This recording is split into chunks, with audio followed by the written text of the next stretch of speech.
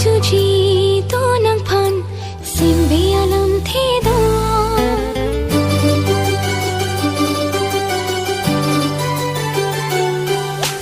kar juji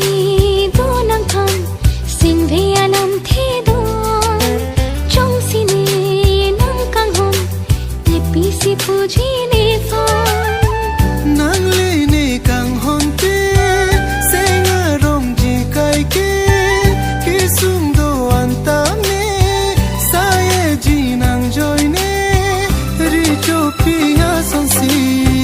nang phan ke nang biji man teng nang pi verji ning nang pa ro verji nang kai ding pi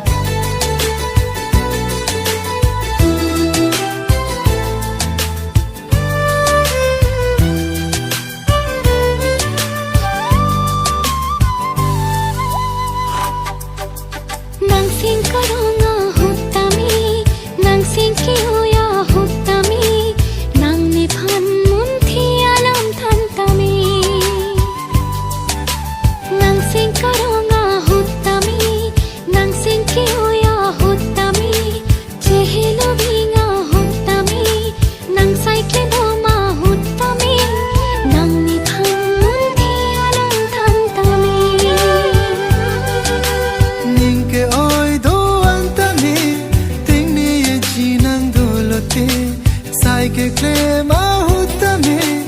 tapli pensi klem ponjine arjutha hai ninge oi do antame tengni jinang dolote sai ke klem ahutame tapli pensi klem ponjine